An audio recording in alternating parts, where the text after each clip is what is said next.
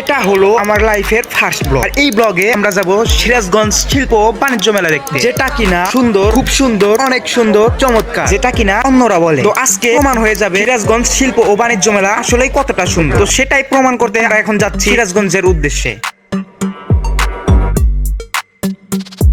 তো আমি আর আমার এক ফ্রেন্ড বের হলাম তার বাইক নিয়ে। আমাদের সাথে আর একজন ফ্রেন্ড যাবে, তো তার জন্য আমরা অপেক্ষা করতেছিলাম। তো ফাইনালি কিছুক্ষণ অপেক্ষা করার পর ও এসে পড়লো।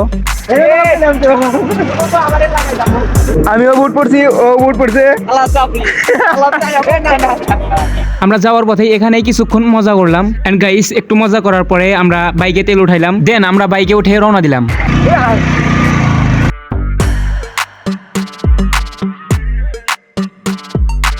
তো ফাইনালি কিছুক্ষণ পরে আমরা সিরাজগঞ্জ এসে উপস্থিত হয়েছি। আমাদের গাড়িটা পার্কিং করলাম এবং এখানে এসে দেখি অনেক লোকজন ভিড় করে আছে।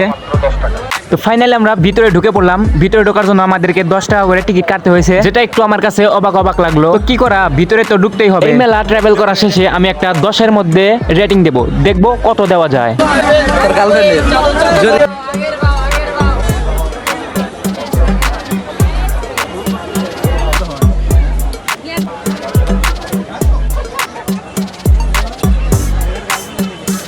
গাইস, মেলাটা ছিল দারুণ, তবে আমার বেশি ভালো লাগছে এই ব্যাটার এই কাজকর্ম দেখে, যেটা কিনা অনেকেই ভিডিও করতেছিল, পরে আমিও ভিডিও করলাম।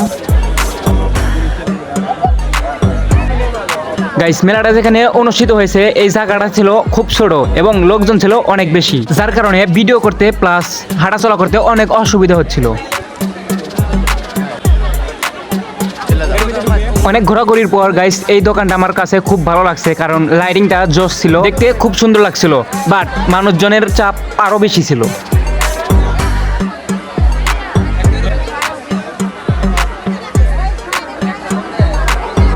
দোকানটার ভিতরে ছিল অনেক সুন্দর সুন্দর জিনিস, যার কারণে মানুষজন ছিল আরো বেশি।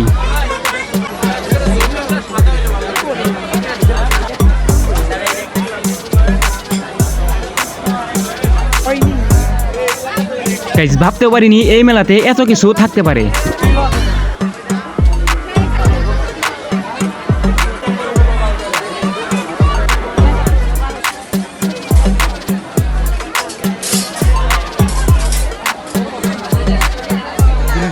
গাইস, অনেকক্ষণ ঘোরাঘুরি শেষে আমার একটা জিনিস পছন্দ হলো, যেটা কিনা হরিণ ছিল একটা, যেটা দেখতেই আসলেই সুন্দর লাগছিল আমার কাছে। সেটার প্রাইস ছিল অনলি 350 টাকা। গাইস, লোকজন ছিল অনেক বেশি, যেটা আমার কাছে ছিল মেইন সমস্যা। আবার এদিকে লোকজন বেশি না থাকলেই গ্রামের মেলা মেলা মনে হয় না। তো ফাইনালি গাইস, অনেকক্ষণ ঘোরাঘুরি করলাম, অনেক দোকানে গেলাম, তো আমরা এখন চলে যাচ্ছি। ফাইনালি গাইস, আমরা মেলার গেট থেকে বের হয়ে মোটর সাইকেলে চড়ে বসলাম চায়নাবাদের উদ্দেশ্যে। প্রথমে আমরা সিদ্ধান্ত নিয়েছিলাম ক্লোজারে যাওয়ার জন্য এবং সেখানে গিয়েছিলাম, বাট বাস দিয়ে সামনে বেড়া ছিল, অনেকেই দেখি তাদের বাইক সাইড দিয়ে নিয়ে যাচ্ছিল, আমরা সাহস পাই নাই। তো আমরা ভাবলাম চলো চায়নাবাদে যাওয়া যাক। ফাইনালি দেখতে দেখতে আমরা চায়নাবাদে এসে পড়লাম এবং এখানে আসলেই আমার অনেক ভালো লাগে। বন্ধু আমার তার বাইকটা প্লেনের গতিতে চালাচ্ছিল, আমি প্রায় পড়েই যাচ্ছিলাম। আর এখানে আসলেই আমার শুধু এই জিনিসটা দেখতে ইচ্ছে করে।